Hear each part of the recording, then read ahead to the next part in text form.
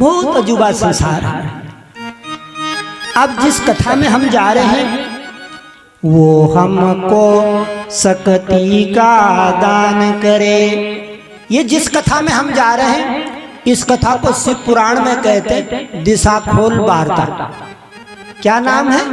दिशा खोल वार्ता।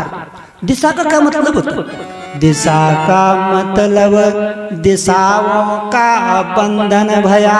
शिव पुराण में दिशाओं का ख्याल रखना पड़ता है। अगर दिशाएं बंधी हो तो देवता नहीं आता। ये योग की भाषा और शिव पुराण योग की विद्या। अगर दिशाएं बंद है तो देवताओं का बंधन हो जाता है, इसीलिए इसको कहते हैं दिशा खोल वार्ता। रौनक तो खुल गई। अब देखो इस गीत ने क्या चमत्कार किया, हमारी माँ बहनों के मुखड़े को चंदा सा बना। जो अभी थोड़ी देर तक बैठी थी ना गुमसुम, उनका मुखार बिंद चंद्रमा सा चमकने लगा। और खुशी की बात होती है जैसे बाप अपनी बेटी के सुंदर मुखड़े को देख के प्रसन्न चित्त होते हैं, वैसे ब्रह्मा जी भी कहते हैं कि मैं भी सुनने वालों के मुखार बिंदु को हंसता मुस्कुराता देख करके, नाचता खिलखिलाता देख करके बड़ा तृप्त होता हूँ। मेरी आत्मा भरती है। आदि शक्ति भी कहती है कि नाचोगे तुम, खेलोगे तुम, हंसोगे तुम, मेरी आत्मा खिलखिलाएगी। अब मान तो हम दसों दिशाओं को खोल देते हैं। पूरब की दिशा, पश्चिम दिशा, उत्तर दिशा, दक्षिण दिशा, नैत्य दिशा, अग्नि दिशा, वायव्य दिशा, नैत्य दिशा, ईशान दिशा, ऊर्ध्व दिशा, धरणी दिशा। पाताल और ऊपर को 2 दिशाएं हैं,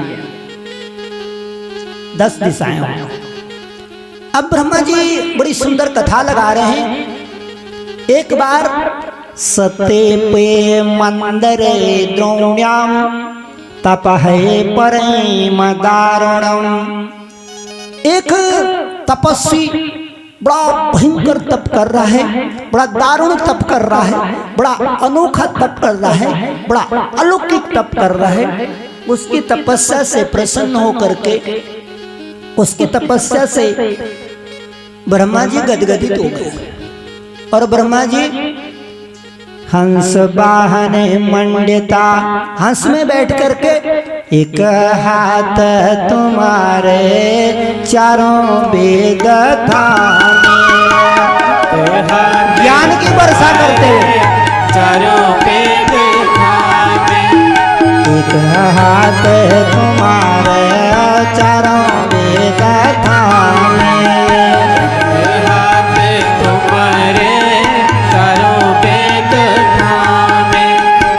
जो हाथ तुम्हारे चांदी के काला, जो हाथ तुम्हारे चांदी की कलामा, जो हाथ तुम्हारे चांदी के काला, जो हाथ तुम्हारे चांदी की कलामा।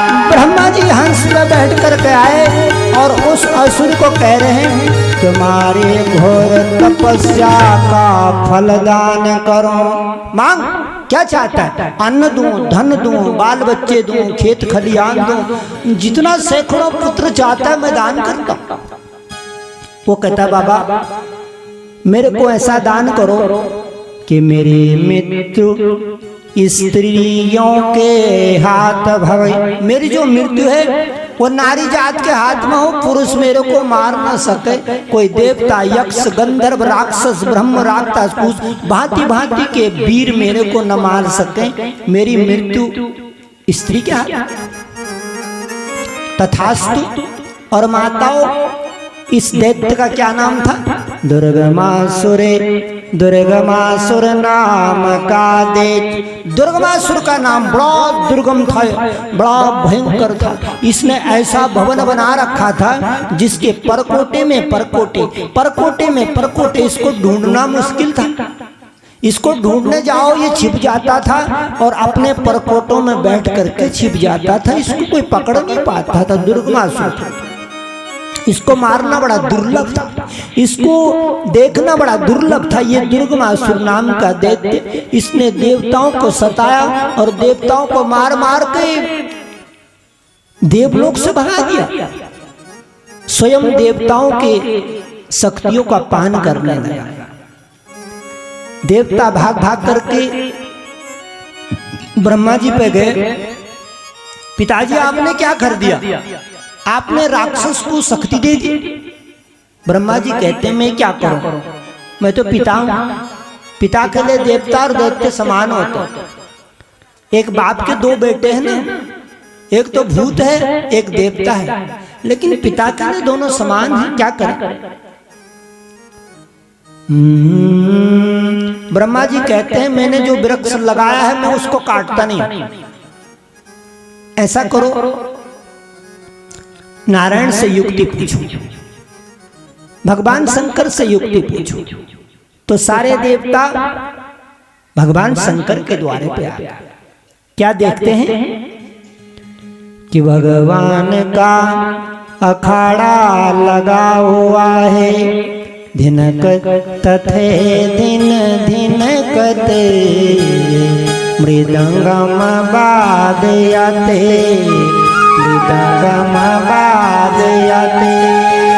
धिनक तथे दिन धिनकता मृदंगम वादयते, मृदंगम वादयते। पण पण ललितां वेणु पण ललितां वेणु मधुरं नादयते, मधुरं नादयते। मधुरं नादयते, मधुरं नादयते। मधुरं नादयते, मधुरं नादयते। मधुरं नादयते, मधुरं नादयते। झांझ मंजीरा ढोल बज रहा है।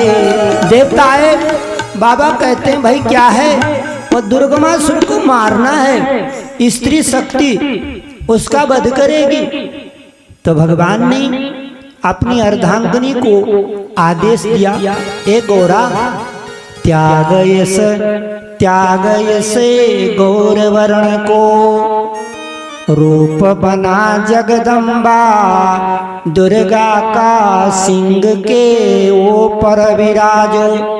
ए पार्वती, तो इस गौर वर्ण के चोले का रूप बदल कर आज तूने दुर्गमासुर का वध करना है, आज तूने दुर्गम दैत्य को मारना है। तू अपनी शक्तियों को बुला, तू अपनी सहेलियों को बुला, तू जगा अपनी 64 जोगनियों को, तू जगा अपनी 10 महाविद्याओं को। बड़ा चमत्कार होने वाला है इस प्रसंग में। दुर्गमासुर नाम के दैत्य को मारने के लिए 64 जेगनियां बाजा बजाती है, 64 प्रकार का, और 10 महाविद्याएं जागृत होती है। माताओं कौन कौन सी हैं 10 महाविद्या? पहले महाविद्या का नाम है काली रानी, दूसरी 10 महाविद्या तारा, तीसरी है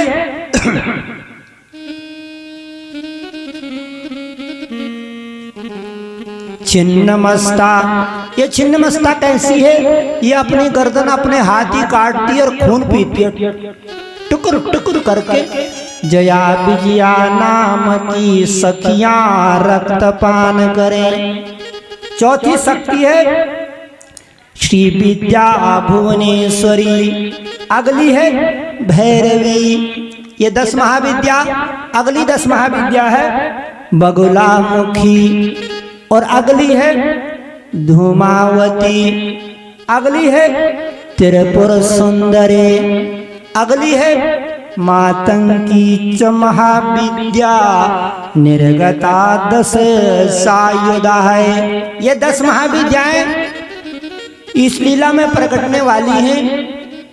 अब मां भगवती ने अपना चोला बदल कर दिया, रूप बदला, रंग बदला, ढंग बदला, अपना भाव बदला, बोल बदला, अट्टहासम करो। अब जोर से मां भगवती हा हा हा हा हा और जोर से किलकारी करने लगी, जोर से अट्टहास करने लगी। तो जैसे ही माताओं कोई अट्टहास करता है, किलकारी करता है, तो उसके अंदर की जो भगवती दुर्गा है वो जगने लगती है, जो भगवती काली है वो जगने लगती है, भगवती तारा है वो जगने लगती है, भगवती धूमावती है वो जगने लगती है, भगवती छिन्नमस्ता है वो जगने लगती है, भगवती मातंगी है वो जगने लगती है, भगवती 10 महाविद्या भैरवी है वो जगने लगती है। वो शंख बजाने लगी, शतमुखा शंखनाद करने लगी। शतमुखा शंख उसने जैसे ही बजाया, उस शंख की घोर से दिशाएं डगमगाने लगी, दिशाएं जगने लगी। वो शंख में शेर के ऊपर बैठ के कभी 2 हाथों में, कभी 10 भुजा, कभी 8 भुजा, कभी 18 भुजा, कभी 1000 भुजा आयुधम करे से। लाल वर्ण का चोला, लाल वर्ण की साली शेर के ऊपर सवार होकर के वो 8 भुजा, 18 भुजाओं में और सहस्त्र भुजाओं से मंडित होकर के वो जगाने लगी। ये जाग रे जाग, शंख बजा करके जाग रे जाग पूर्व की दिशा जाग, जाग रे जाग पश्चिम की दिशा जाग, जाग रे जाग उत्तर की दिशा जाग, जाग रे जाग दक्षिण की दिशा जाग, जाग रे जाग ऊर्ध्व दिशा जाग, जाग रे जाग भूमि का देवता जाग। जगाने लगी दिशाओं को भगवती, घंटा बजाने लगी, नाद होने लगा और देवलोक जगने लगा। मां भगवती की शक्ति ब्रह्माणी जगने लगी। अब ब्रह्मा जी की शक्ति जग गई, ब्रह्माणी जगने लगे, ब्रह्माणी जगने लगे।